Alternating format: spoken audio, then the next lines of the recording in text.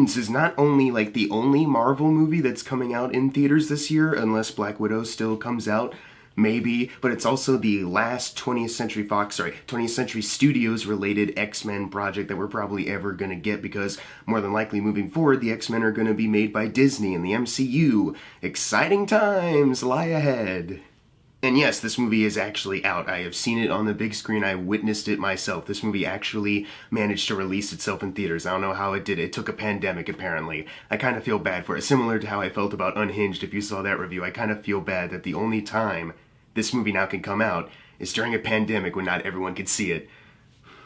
Rest and rip. This movie's about a couple teenagers or young adults that have mutant powers that are put into an institution because they are deemed not safe for society, and the purpose of this place is to hone in on their powers to make them more safer so that they can maybe join X-Men later on. But once a new girl named Dani arrives at this institution, unsure of what her power is and trying to figure this stuff out, there appears to be some spooky stuff going on with everybody, and certain things kept from them that they're now finally understanding. If I actually did a deep dive of not just the distribution process of this movie, but also of the production, that would take up like an entire review in and of itself, you know? Like, I would be here for quite a bit, so I'm not gonna dwell on it for too long. There's probably a lot more other interesting videos that talk about that in depth. But I would like to mention that it is, of course, gonna be an interesting research for you guys, because at one point, if you look on like Wikipedia when they talk about the production, it seems like everything was going good. The studio was happy. Josh Boone and his writing partner were happy. It was exactly what they wanted,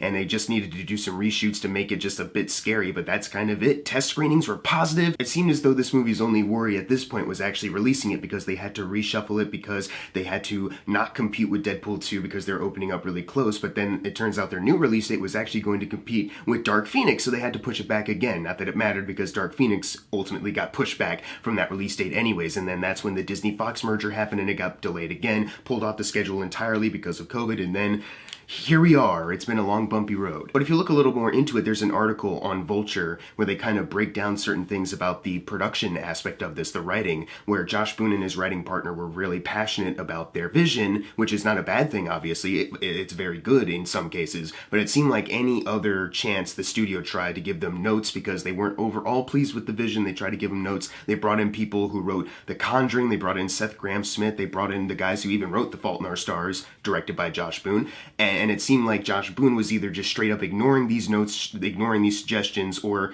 taking them and going, you know what, this isn't bad, but I'm gonna change it myself. But it was still something the studio didn't like. So I implore you guys to look into that for yourselves, because it is honestly like very interesting to look at. I don't think this is worthy of like a Fantastic Four expose kind of thing, because that was definitely more dramatic and troublesome. But it was just a very interesting thing that this is definitely the movie that apparently Josh Boone wanted to make. This was his vision from the very start, and even recently he released a quote saying like, yeah, the final cut that we have, this is what I always wanted to make. I guess had a screening at New York, and Maisie Williams even said, this is the movie we were promised and it's so good, so this is what they wanted to make. And I was still interested in this movie all the way up to it. When the trailers came out, I didn't really find it all that scary, but I really liked that Fox was trying to do different things with their X-Men movies. You know, they did something risky with Deadpool, and then they did something risky with Logan, so to see them now dabble with young adult horror, you know, that was very interesting to me, and I wanted to see what they could do. I even recently watched The Fault in Our Stars just to get kind of a taste of what Josh Boone could do with characters, because he did direct that movie, and he did a really good job. That was a pretty good movie, and the way he treated the characters in that, it was definitely something that I wanted to continue with the New Mutants. This could have been something that was really good, a really good character-driven thing, because they always described it as Stephen King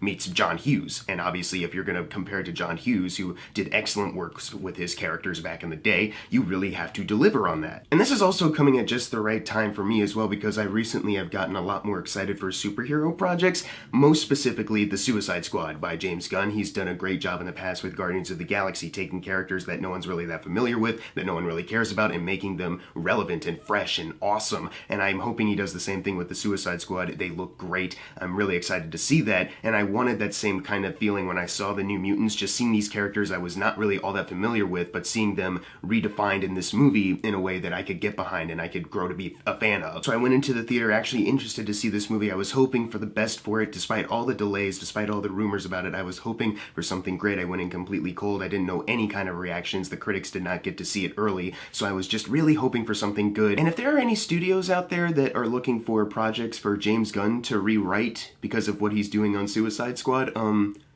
Disney, you can bring him back for New Mutants as well, you know. The way this movie opens up, it opens up with like the scratchy text doing like 20th Century Fox presents, you know, and Danny, the main character, we just hear a voiceover all of a sudden go, there used to be an old Native American proverb or something, and then just cuts to, oh my god, there's a hurricane, run Danny, run, everything's getting blown up, hide him over here, oh my god, and then it, like, she gets into an accident, hard cut, she's in the hospital already, and this is like already like the first 2 minutes of the movie. We don't get to know anything about our main character, like anything about her life, anything about where she lives, how she's doing, like, nothing. We don't learn anything about her character before, oh, she's just thrown into the rest of the plot. So the fact that she is now the lead, it's not really a good sign, and it was not really a good sign for the rest of the movie. The fact that this movie has so much potential. There's so much character potential that you can do. This should be a movie where they have everything completely defined and all the characters work. The fact that you can practically see them hopscotching through plot elements just so they can keep this like around an hour and a half, that was already not a good sign, and it did not paint a good picture for the rest of the movie, and the rest of the movie didn't turn out all that good either. It seems like reactions are all across the board from just it was okay at best to this movie was terrible, and I'm definitely on this side of it. This is one of those movies where nothing feels earned as you watch it. You see characters give off exposition that reveals certain things about their backstories, but then you don't really see them overcome it in a way that actually makes sense for the script or even for their characters. They just do stuff.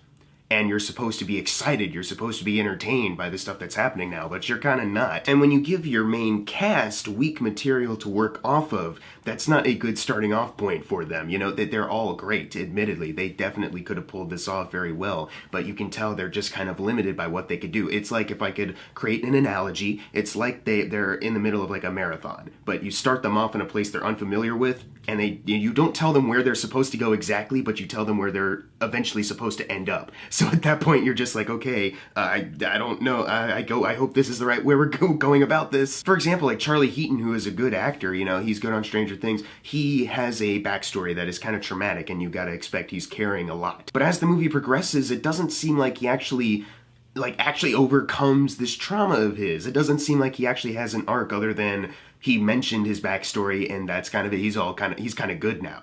It's like, that can't be all. I think the closest a character actually comes to actually overcoming a past trauma of theirs is like the guy who plays Sunspot. But even then, you don't really see how it kind of relates. Like, I thought going in, like, he killed people accidentally before he's afraid of his power, even letting it out to try to help people, he might kill someone. But it seems like in this movie, because they don't really clarify it, they give you a lot of vague details and basic stuff, it just seems like he gets all hot and accidentally kills people when he's making out with chicks. So it's like, I don't know if the story arc here with this character actually is completely 100%. I thought Anya Taylor-Joy was going to be like my favorite character in this, because it seemed like her power set was really interesting, and I wanted to learn more about it after seeing the trailers. And Anya Taylor-Joy is just a great actress. I love her, I love her, I love her. I just saw the teaser for the Queen's Gambit new Netflix series with her. Love her. Can't wait to see her in Last Night in Soho. She's great. Great actress. But in this movie, her role is limited to just the typical movie high school mean girl. So, and despite these characters all being different than just your average kids, the things they have them do just feel so cliche and so predictable and unfresh. It just feels so stale seeing them do a lot of the stuff that they do in this movie. So it's not that her performance is like bad or anything, but her character just kind of got on my nerves after a while. But she's still better than some of the other people in this movie. Danny's dad, who we see in the beginning of the movie, he's terrible. Like, his line delivery is just so off in every single way. And then even the doctor, Dr. Reyes, played by Alice Braga, who I can definitely tell they were inspired by One Flew Over the Cuckoo's Nest for. Like, she's supposed to be like the Nurse Ratched in this movie. She's just kind of boring, and she's not even that interesting of like an antagonistic force. You know, she's running this institution trying to help them, but they're rebelling against her. Like, there's not an interesting dynamic to that, though. It's just exactly what you kind of expect. And the performance isn't uplifting the character. There's nothing interesting about the character even, just a lot of predictable stuff. And these guys are supposed to be a unit. They're coming together, they're making friends, they're making connections. So you should have the kind of vibe of like a Breakfast Club, where these guys who are different from each other and maybe at odds at first, you know, eventually break down their walls and connect. Or if you want like a superhero approach to it, like the Power Rangers. They're teenagers who were superheroes. What they did in that Power Rangers movie, how they connected and formed bonds, that was actually cool. In this movie, they don't come anywhere close to either of those movies. And how they eventually kind of connect is just like, you don't really understand it really, because there's not a whole lot to their characters other than they're defined by their backstories that are already basic and vague. There's two characters in this that are hooking up, like they're in a relationship, and if you understand the social implications of it, you know how big a deal that is, and if it was something that was really, really sweet and touching, this could be something really special and something to applaud the movie for. But unfortunately, you don't really get why they actually ended up being interested in each other. Like, there's a moment where they say, I had a really nice day today, and I was literally, like, in the theater thinking, like, what day? You know, they just skip through a bunch of scenes. There's literally a moment where they're just dishing out exposition about, like, Charlie Heaton's character as they're, like, walking by him. And it's something like that's like kind of like it's not talking behind his back in a mean way, but they are like talking about him while he's like clearly looking at them. Like, it's so clumsy. So unfortunately, we're left with a cast that isn't able to really grow beyond what the script is giving them, and the script isn't even all that well developed with their character arcs and even the overall theme of what the movie's about. So you're probably wondering, Jackson, how are the horror sequences in this? Because this is supposed to be more of a horror film. How was that? It's not that scary. It really isn't that scary. Even like compared to like the traditional like movies that have a lot of jump scares but they're not bad, you know? It's not even good up to like that kind of standard. Like they clumsily approach these horror sequences and everything is a loud jump and nothing was really all that spooky. They had good ideas though for like the creature stuff. Like there's like these smiley people that are actually like they're kind of cool to look at, and you can see the potential of them like creeping up on you. So once again, there's potential that like my positives just kind of boil down to. I can see what they were trying to do, and they almost could have done it if this didn't get in the way, if they didn't get in their own way, pretty much. The visual effects aren't bad, but they're nothing that special, and a lot of the times you can tell that they're doing this kind of on a budget, so that was kind of a little disappointing too. I can't really even give them props for that. Even the musical score at one point, like I don't remember a single tune from it, but there was one specific scene in the movie where it sounded confused.